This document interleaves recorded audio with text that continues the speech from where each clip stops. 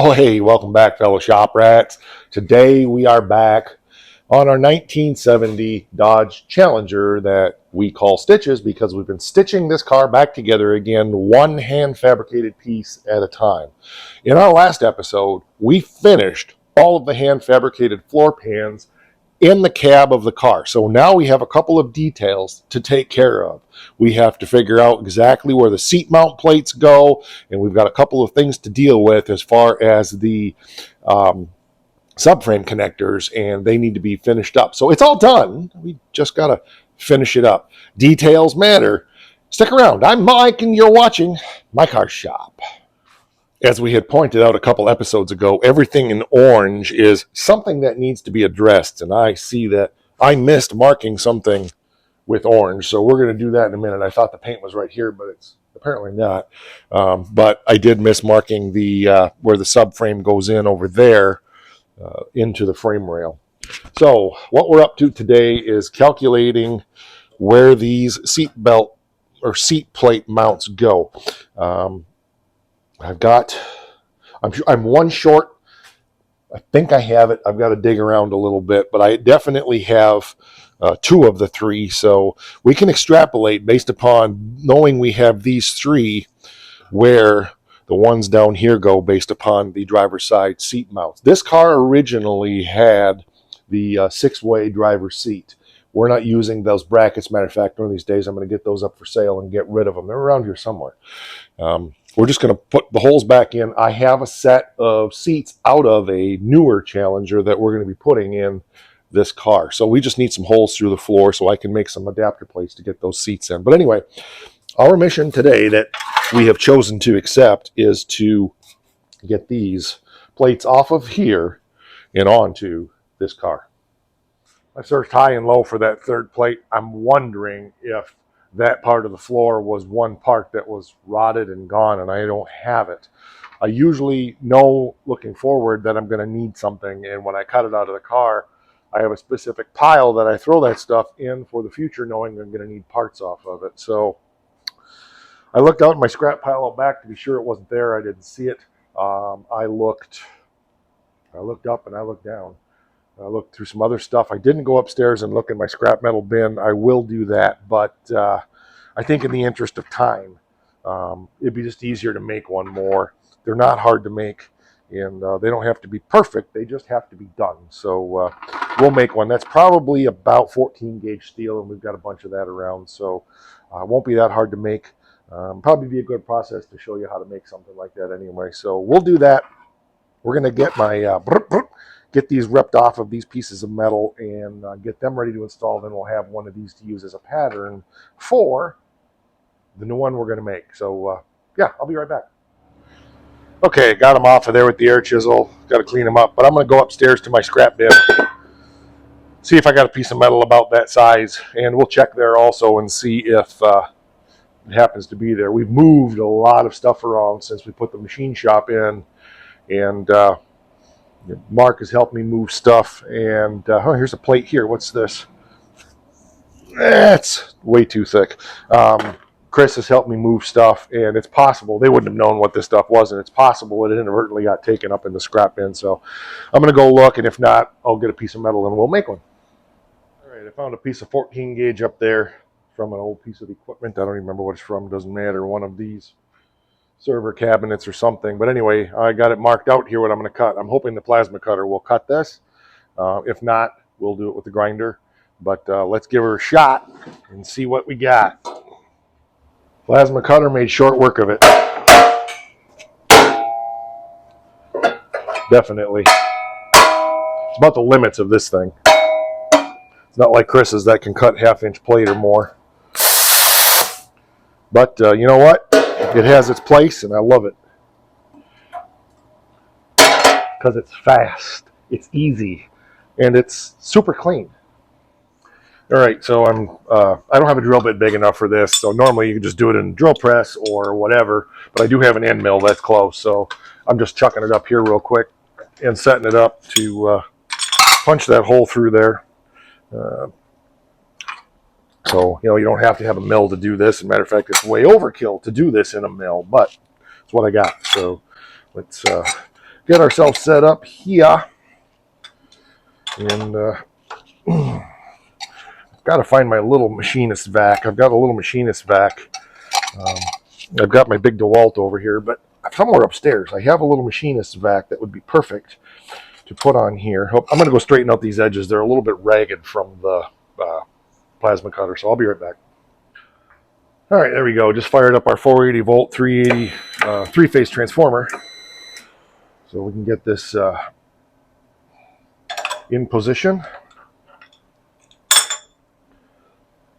I was telling Becky the other day how fortunate I feel to have a true 480 three-phase power source and a good 220 single-phase power source out here. If you've seen the episode on installing the mill, we had put in a 480 volt single phase transformer and then used an industrial controller to make true three-phase power rather than doing one of those little cheater three-phase things that divides the power up between the three phases instead of making true three-phase. So anyway, that episode's on the channel here. If you haven't seen it, I would strongly encourage you to check it out.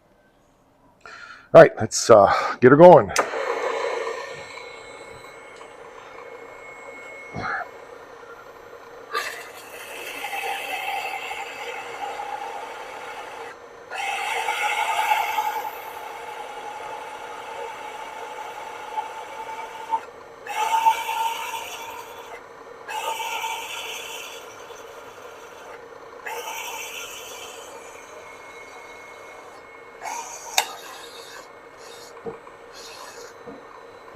That hole is just a little small, so I'm going to walk it around just a little bit.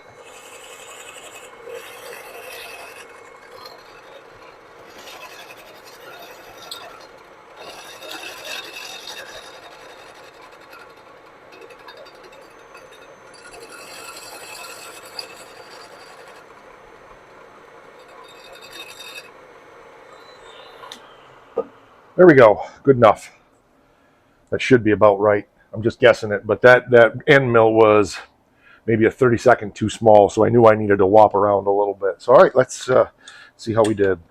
I'm sure we did fine. It's a hole. It doesn't have to be perfect. It just has to be done. Oh, yeah, not bad. So now the only other thing we need to do is figure out how to press that dimple in there. I got some ideas. One of the big challenges is going to be pressing this and not having the whole thing go because it very easily could. I thought about putting it in the dake. I don't know if that would do the job. I'm afraid it would warp it because I don't think I can support it well enough. I thought about using a couple sockets and a bolt and just that may do the job. Another way to do it that would probably help is to use one of these for a backer. I don't know. I got to ponder this. So let me come up with a couple thoughts and then we'll talk. Okay, I think I have a plan. I don't know if it's going to work or not, but we're going to give it a shot and see what we got. I need, hopefully I have a 1/2 inch die in this set. I think I do. 1/20. Okay, good. And let's see, from other side. Okay, yeah, this piece of threaded rod is something I've used for tooling for years, and it's a little beat up. So, oh, nice, my screw is missing. That's all right. We'll make her work. Okay, there we go. Just want to dress the threads up a little bit so we don't end up stripping something. This threaded rod was not the whippiest piece ever.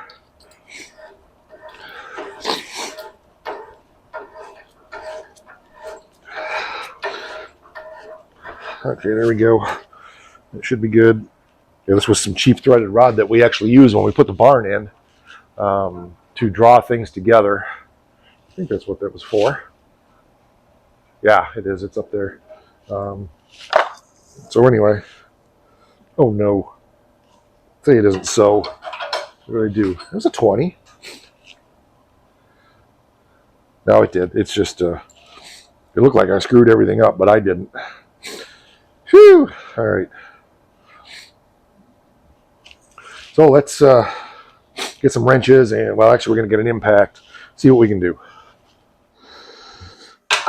All right, there's a very good chance this is going to tortilla, but we'll see. So I'm going to make sure that I'm centered. We're at an inch and 5/8. We're at an inch, so this needs to come this way.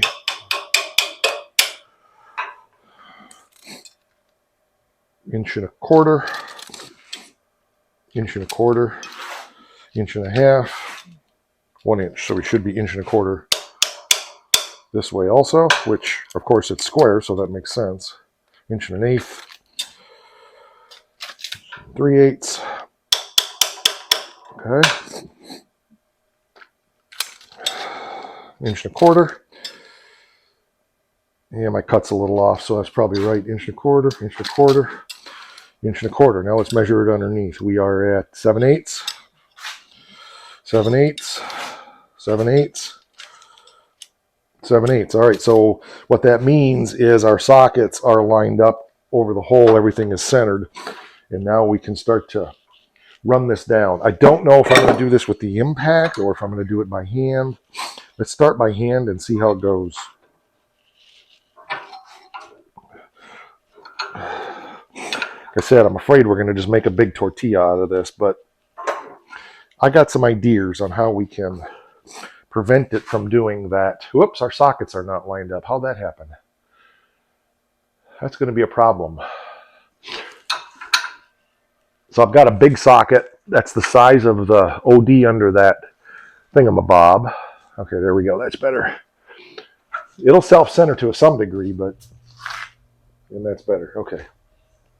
I think we're going to use the impact because I can't hold it real well the way I've got this here, so there might be better ways, but this is the way I'm doing it.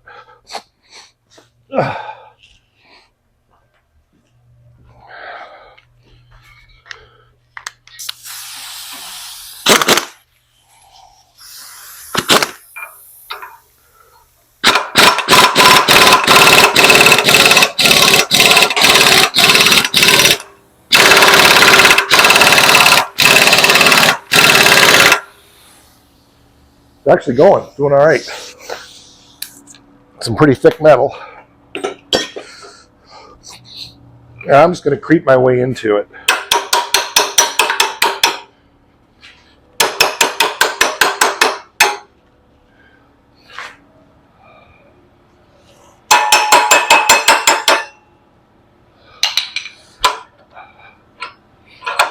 I'm hoping that rod is strong enough to handle this. I thought about heating this up with the torch, but we'll see.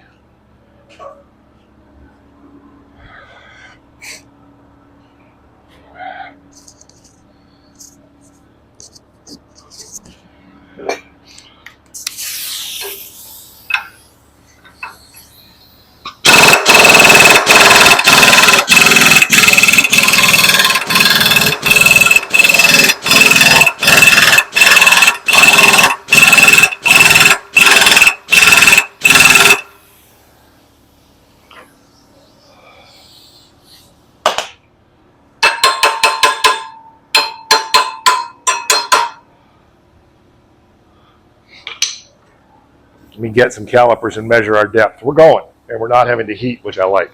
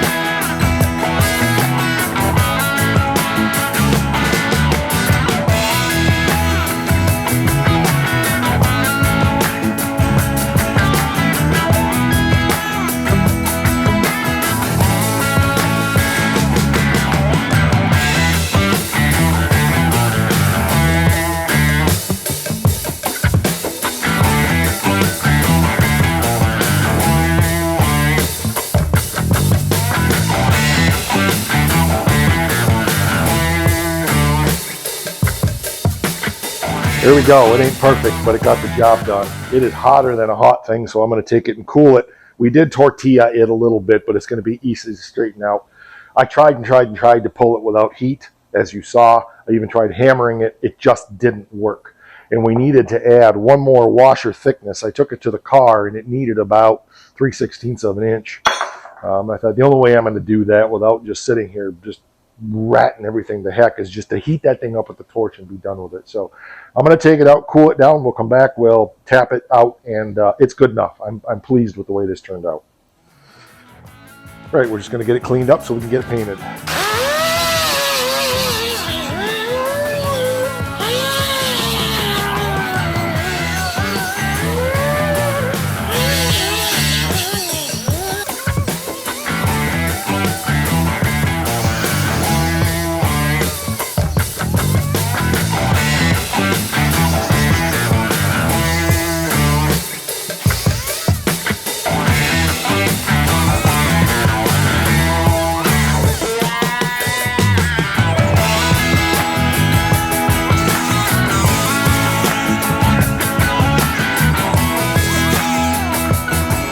Got it shot with some primer now. It looks good. Really pleased with the way that turned out. The only thing that happened was, well, first of all, it's not quite as deliberate as this. I made this with a couple of sockets. Basically, made my own dimple dies, as you've seen me do before, just out of a couple sockets and a bolt. And this is thick metal. This is how thick is this? How thick is it? I'm pretty sure this is 14 gauge. But let's see how thick it is. Yeah, it's 85 thousandths. So 85 thousandths is, I think, 14 gauge steel, maybe even 12 gauge. So it's close. It's heavy stuff, and that's what this is. Unless this is thicker, that would be my luck. Nope, it's the same. So 85. I thought it was, but anyway. So we'll let that dry up, and we'll shoot that with a little paint, and then we'll flip it over, get the other side done, and well, it fits on the car perfect. I checked the spot I want to put it, and it is muy premio. Yeah, real good. All right, so my next thing now is I need to measure here to here to know where this one goes here in relative to this, because these are square, and then I've got to do the same thing down there, measure where those go. So yeah, that's going to be, this one may have to be trimmed a little bit. I'm not sure. Actually, no, because, well, shouldn't have to be. I'm guessing that what's going on is that where I threw the paint here is just too close, and it'll be back here further. But this is all custom made, so I'm not 100% sure one way or the other, but it'll be good. This one was a little deep when I made the floor pan, so what I did on one of the original ones was just silicone a washer on the back just to take up the space. So that'll be fine. Then we got to drill our plug weld holes through here so we can weld down from the inside of the car onto these. The other two plates are in the furnace right now, drying. So I thought I was going to get a lot more done today. I was hoping to get all of this welded up, but this is the way it goes. Things take longer. I looked a long time for this plate. I couldn't find it. And I've got to go cut firewood yet today, so I can't stay out here all day. But it's progress. So let's get these measured out so we know exactly where they got to be, and we'll be right back after a brief word from nobody. So there we go. This is the one I made, which the hole is just a little bit offset because of the way it pulled. It's not perfect, but you know what? It's good enough. And that's the factory one there. So overall, I'm happy with it. And the main thing is it's functional. So, it's the factory one's a little crisper, obviously, because they stamped that in some multi-bazillion-dollar machine. I did this with 2 sockets and a bolt. So there you go. All right, so we are ready now to go over here and start doing the measuring that I mentioned. So let's measure it up and see what we got. All right, so I got one hole drilled, and I checked the plate, and this is the one that needs the washer because when I made the step in this floor pan, I made it just a little bit too thick. So in the meantime, a girl made me some lunch, so I'm just finishing that up. I'm going to get the other 2 holes measured out and drilled, and then she's going to come out. I got to drill the plug weld spots, and then she's going to come out and help me by holding them in place or something while I tack weld them through the floor with plug welds. So She'll be out here in a few minutes, but in the meantime, I'm going to finish my food, get the other holes laid out and drilled. So much winning.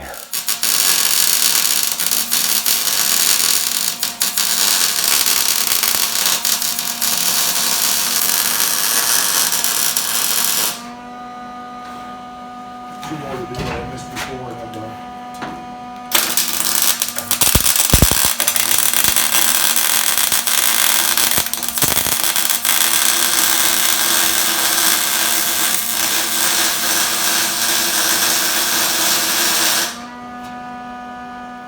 All right, there we go. The girl shot some video for me. So you saw that right before this, but I was hoping to get this done up here today, but I'm running out of daylight and I've got to cut some firewood. So well, we got our 4 plates in. This one, no, that one was there. Yes, this one and this one. So this one, and this one were the ones we put in today. So we have our 4 mounting holes for the seats now. There, and the 6-way mount is still in the way there, but everything looks good. Real good. So I'm pleased with the way that came out.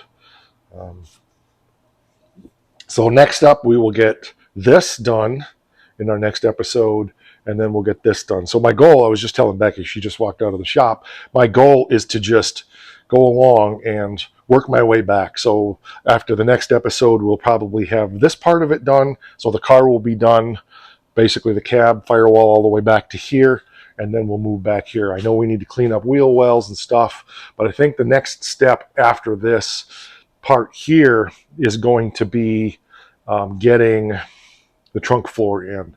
I'm vacillating back and forth whether or not to put torque boxes in. I know everybody says I should, but it's a 440, yes. It's a 4-speed, yes. But I don't plan on beating the car that hard, so I'm just not convinced that it's necessary. I have the GTS to beat the crap out of. I'm building the Golden Mullet to beat the crap out of. Scoops I don't hammer on because of the 7 1/4 rear end. And yes, 440, 4-speed, 8 3/4 rear end, 323 with a posi. I hope that gets your goat. But anyway, I don't know. I got to ponder it some more. But if I was planning to really beat this thing, it would have a cage in it. Hands down. So I've got a big trailer load of wood out here on our equipment flatbed trailer and logs, actually. Just my father-in-law loaded our trailer up with logs and hauled them over for me. So I need to go out and because he's got another big, huge section of woods cut down for us. We need to get it loaded up and brought home. And I've only got about a half hour of daylight left because this took so long making that plate. But it was fun. And that's what it's all about. You know what? So thanks. I appreciate you spending the day here. And as always, like, share, subscribe, tell everybody, tell your friends, tell your fellow countrymen, tell your enemies. I don't care. Tell her whatever. Tell a phone. We'll catch you on the next one. And don't forget, because it's really important, it says it right there.